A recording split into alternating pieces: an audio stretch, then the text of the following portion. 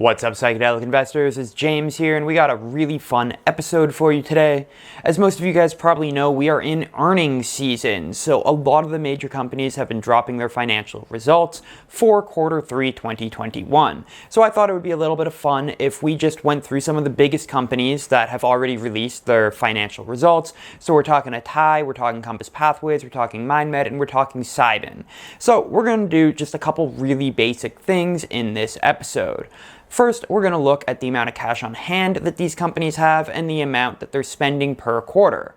Now, remember that for all of these companies we're going to be talking about today, they're all still more or less pre-revenue. That means in order to get money to pay for the clinical trials, they're going to have to raise capital or do some sort of interesting deal to license out their drugs to other companies in other countries. We'll get to more on that later. But basically, what is important when looking at the financials for these companies right now is seeing how much money they have in their bank, how much they're spending per quarter, and then with that information we can determine how much longer they're able to keep spending at current rates before they have to raise more capital, which is usually by dilution. Alrighty guys, so we're just going to hop right in. I'll put up on the screen the first company that we're looking at, and it is Atai Life Sciences, which is on the Nasdaq, ticker symbol Atai. Easy enough to remember. So Atai, definitely out of any of the companies in the field, has the most moolah in the bank. As we can see here, they have $430.3 million in the bank. So we're going to go ahead and put that in the handy dandy calculator that you see on your screen here. The next important stat to take a look at is how much money they are spending. And that would be, give me 1 second to find it here, guys. That would be $31.2 million. So in the quarter that ended on September 30th, Atai spent I suck at this, guys. Give me a second. They spent $31.2 million. So if we just divide the first number by the second number, we can see here that they have enough money for 13.8-ish quarters.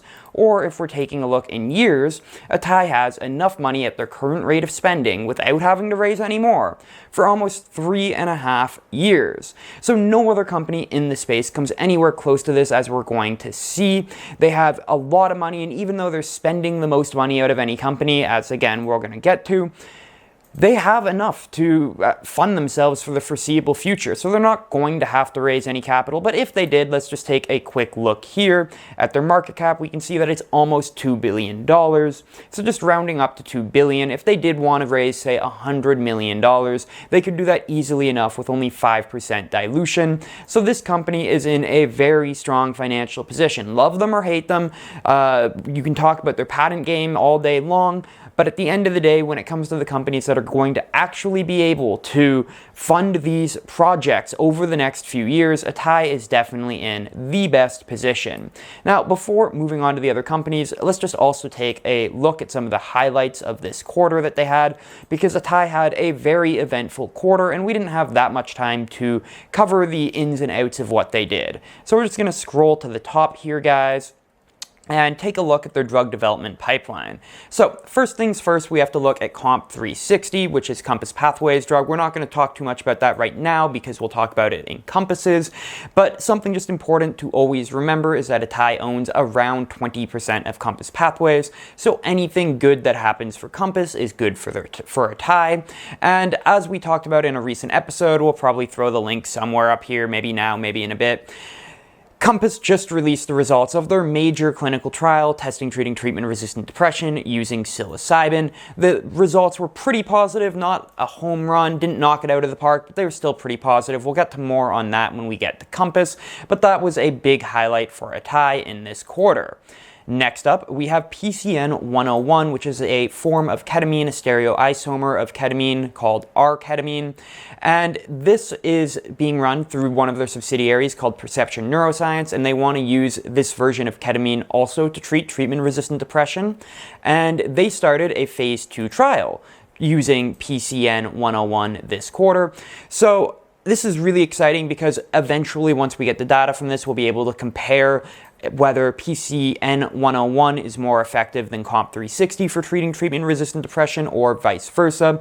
Something we talk about all the time on this channel is how we want to see different companies using different compounds so that we can compare and contrast to figure out which ones are best. So again, they started this trial in this quarter this year, so very exciting to see, and we should expect some top-line data by the end of next year, by the end of 2022.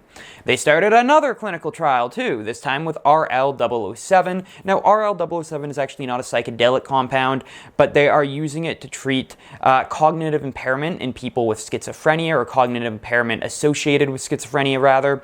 And again, they just started a phase 2 trial this quarter. We're expecting some data by the end of this year in 2021. So that will be exciting. Again, it's not a psychedelic compound, so there's not too much we can talk about here, but people with schizophrenia just don't have the medical help that they need right now, so if this can do anything to help some people who are currently not helped, that would be great for the world, but again, it's too early to tell. Moving on, they also started another clinical trial, this one with something called GRX-917, which is a deuterated edifoxine, and again, this is not a psychedelic compound. It's actually related to other anxiety pills that are already in the United States, but again, they're using this to treat anxiety. This is a phase 1 clinical trial that they started, and they want some top-line data from 2022. And finally, the last clinical trial that they started in this quarter was DemeRx's.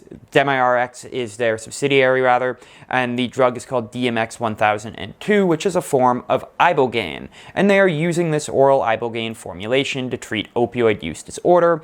Again, they started a phase 1 clinical trial this quarter, or the quarter that just finished, rather, quarter 3.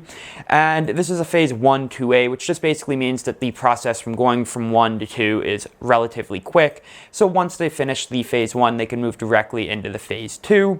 And we are expecting data on this in 2022.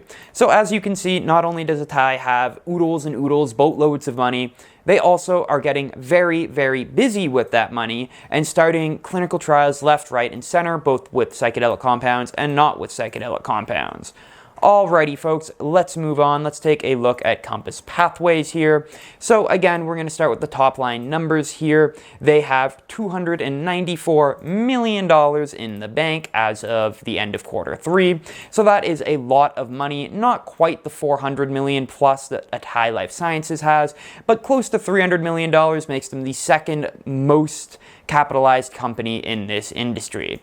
Alrighty, so taking a look at how much they spent only, that wasn't it. They spent only $15.8 million in the quarter, so let's go ahead and throw that into our handy dandy calculator here to see that if they continue spending at this rate, Compass Pathways has enough money to sustain themselves for 18 quarters, which is of course more than 4.5 years of a period that they have money to keep spending. They don't have to continue to raise capital because they're financed enough if they continue spending at their current rate to sustain themselves for over 4.5 years. So again, they are doing very, very good for themselves monetarily wise, and this will allow them to be able to run their clinical trials, which again, I'm not sure if I've mentioned this already or not, but clinical trials are really expensive, guys. In order to get from phase 1 to getting a drug approved past phase 3, it can take north of $100 million.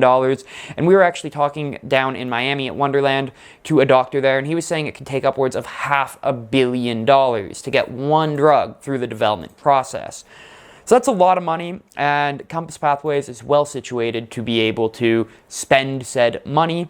And yeah, they are doing pretty good for themselves. In terms of the quarter that they also had a very eventful quarter. Scrolling up here, let's take a look at some of the highlights they had.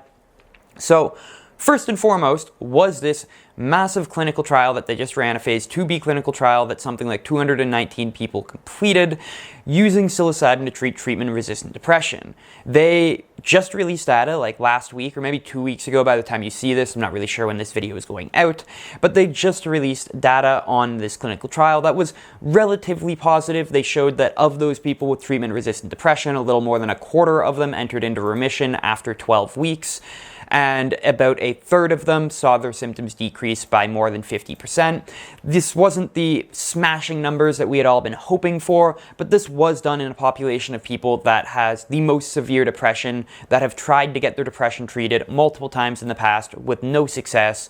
So that might be part of the reason why the numbers are a little bit lower, but again, very successful in both the case of remission and symptoms decreasing. The people that were in the group that took the largest dose saw they were more than twice as likely to both have their symptoms decrease and to enter remission, so it was a successful trial, if not an absolutely revolutionary trial. They also launched a phase 2 clinical trial. They haven't begun dosing people yet, but they announced it, a phase 2 clinical trial where Compass wants to use their Compass 360, Comp 360 psilocybin to treat PTSD. So that's very exciting. We'll be able, once we finally get data from that, which will be in more than a year from now, we'll be able to compare and contrast the effectiveness of Comp 360 to treat PTSD as compared to MDMA, which MAPS is doing. They also got some positive study results using Comp 360 to treat depression in people with cancer patients. It was a small study, only 30 people, but they saw half the people there enter remission and a full 80% of people have their symptoms decreased by more than 50%. They also acquired a bunch of IP of new chemical entities, and they got Hamilton Morris on their team, who has a Vice TV show, talks a lot about drugs, or he had a Vice TV show. He's actually going to be quitting that, I believe, to work full-time with Compass. But yeah, so that's a great addition to their team, both on the media side and on the science side. So again, like Atai, Compass Pathways had a great quarter, and I know that a lot of people don't necessarily like too much about Compass Pathways based on their patent behavior, but that's a discussion for another day. At the end of the day, they still had a very good quarter. And last thing to look at, not that they're going to be having to raise any capital soon. As we saw, they had enough for more than 4.5 years, but if they did, they've got a market cap of just under $1.5 billion. So if we round that up to $1.5 billion, just to make math easy here, guys, and they wanted to raise $100 million, that'd be like a 7% dilution, which is not too bad. Again, you wouldn't want to see a 7% dilution, but if you need the money, you need the money, and they're not going to need the money anytime soon. Moving on, we're going to take a look at one of my favorite companies in the field. As you guys already know, it's MindMed. I like MindMed because of how many different programs they're running concurrently and how many different molecules they're working on concurrently.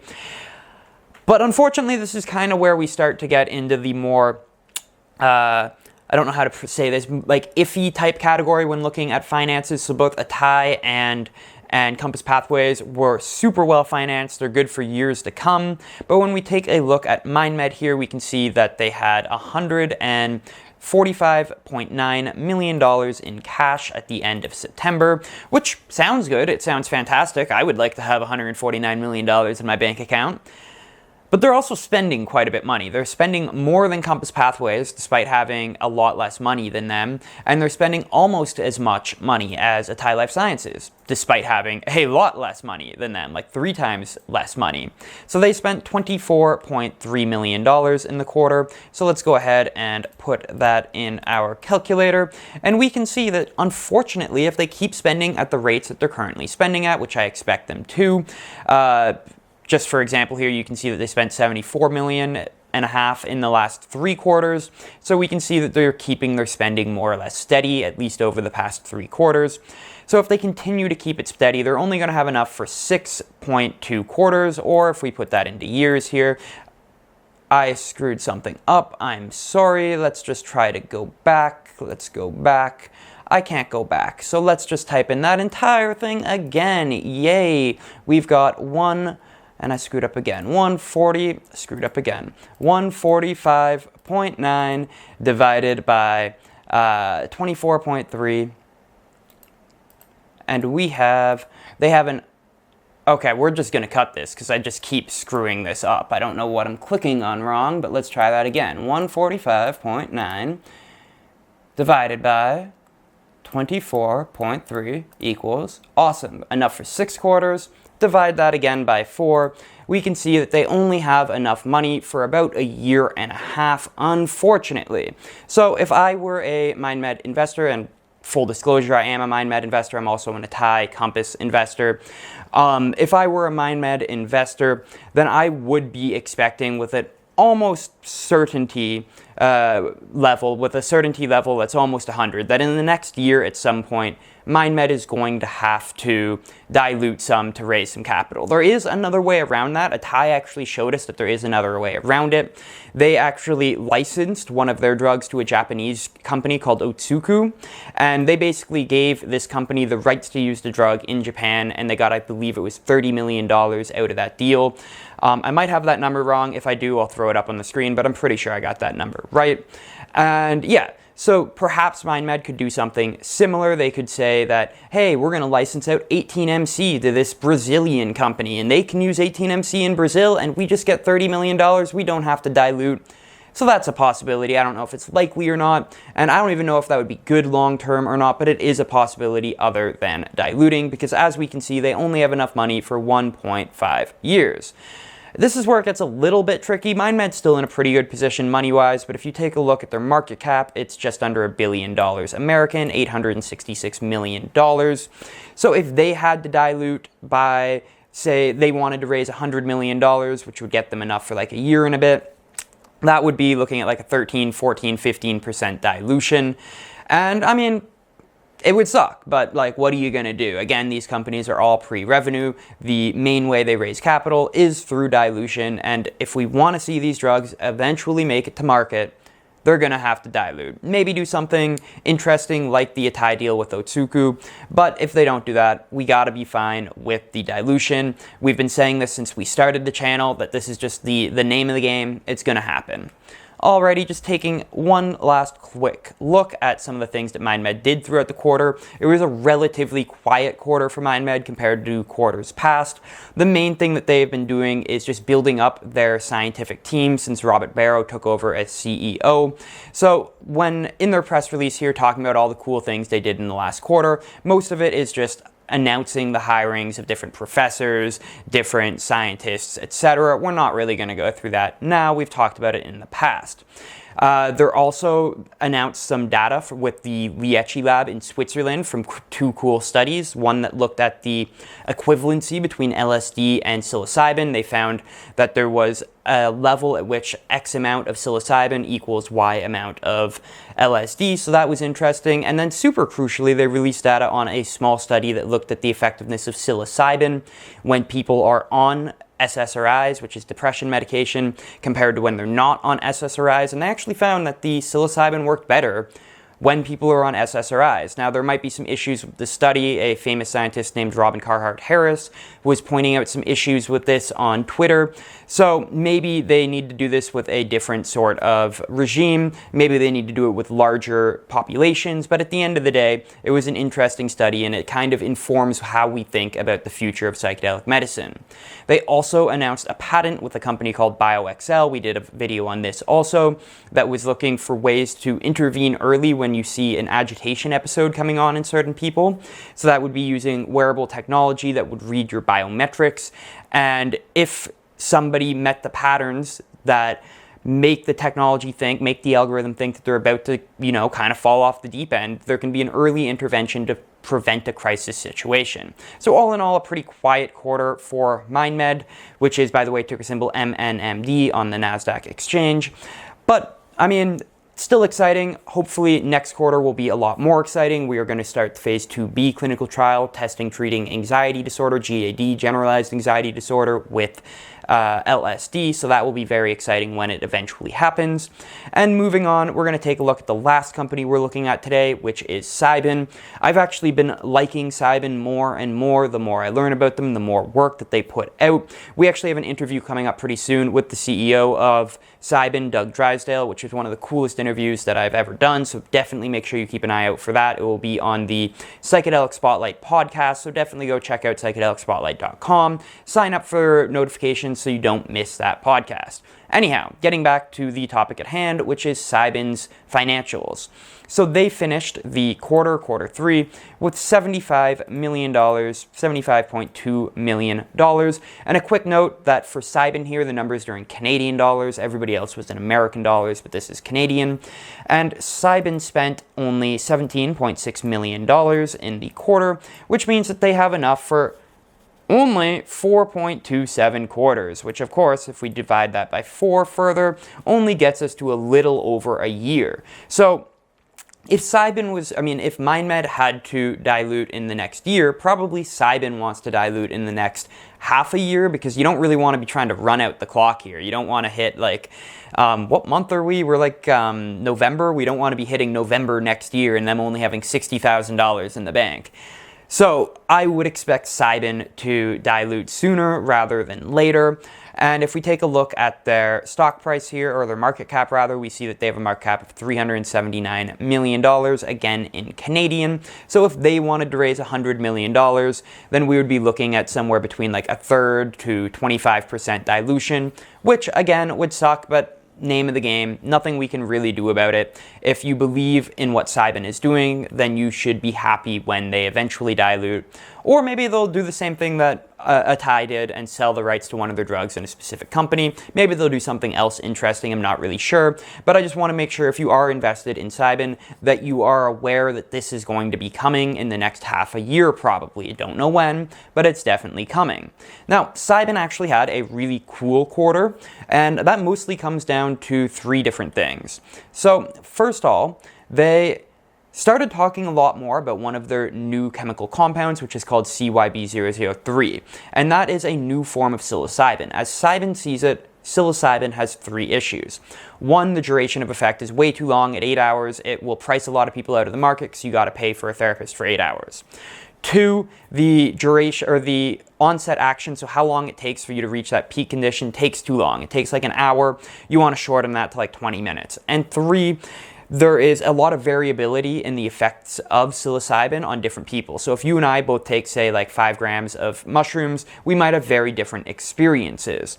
So what they say with CYB that they've done, and they've shown this in animal models, is that they have shortened the total duration, they have made the onset action quicker, and they have lessened the variability. So if all of these things do hold out, if all of these things do hold out in human clinical trials, I don't know what's going on here, guys. I'm just going to wear this like a crown. I hope you enjoy it. So anyhow, if these do bear out in clinical trials in humans, then maybe CYBN could be on the forefront of the next part of the psychedelic revolution, but it's too early to tell. On top of that, they also got a license to manufacture more drugs in their Boston lab, which is cool. And then importantly, they also got they got permission to use this really cool device called the Kernel Flow that's working with the company Kernel, which is something that measures your brainwaves. It's like a helmet. You put it on. Maybe we'll find a picture of it. I'm not sure. You put it on your head, and it can help measure some of the data of what is happening when a person is in ketamine. And this is actually something really cool, because something I've noticed in the psychedelic space, I'm going to get this out of my back. It's kind of itchy. Something I've noticed in the psychedelic space is that there's a lot of overlap between that and another one of my technology passions, which is brain-computer interfaces. Like Atai's working on one, and it looks like CYBN is in the baby steps of working on one here too. So I just find that very, very cool. And then the last important thing to talk about is they've launched their Embark program, which is planning on training up therapists, because one of the biggest issues that we're going to have in a few years' time, once these drugs are legalized to use as medicines, we don't have the therapists trained to deploy these medicines. I think at the moment we only have literally hundreds of people when we're going to need tens or hundreds of thousands of people. So it's just great to see CYBN jumping on the training therapist game. Lots of other companies are doing this also. So we're going to keep an eye on Embark going forward. But all in all, it was a solid quarter by CYBN. Solid quarter by all 4 of the companies. I'll go ahead and take off this off of the screen right now. And yeah. So just in summary, all 4 of these companies are in relatively good cash positions. However, Atai Life Sciences and Compass Pathways is in much, much stronger position, just because they have hundreds of millions of more dollars, and they're going to be able to fund themselves going forward. They're not going to have to be worrying to the same extent about pinching pennies and cents as MindMed and CYBIN are. And eventually MindMed and CYBIN are going to have to refinance in the next year or so. But despite this, it doesn't make me any less enthusiastic about either company. In fact, over the past few months, I've just been becoming more and more enthusiastic about both companies. You just need to understand as an investor that dilution is probably coming. Alrighty guys, if you enjoyed this episode, make sure you like, subscribe, hug your mom, pet your dog, comment down below, do all of that good stuff. I love you so much. Don't forget to go check out psychedelicspotlight.com. We're going to have so many fantastic interviews coming at you there. I don't know if they're going to be on this channel or not, so definitely make sure you check out psychedelicspotlight.com. Like I said, we have the interview with Doug Drysdale of CYBN coming up. We have the best interview I've ever done in my entire life that I'm extremely excited to show you guys. An interview with Matthew Johnson, the scientist, coming up. We have an interview with Todd Shapiro, who is the CEO of Red Light Holland, coming up, and much, much more. We did so many interviews. I'm so excited to share them all with you, but they may just be on the Psychedelic Spotlight platform. I'm not sure. They may be on this one too, so, you know, it can't hurt to be subscribed to both platforms. Alrighty guys, I love you guys so much. I'll see you soon. This is James from the Psychedelic Investor. Peace, guys.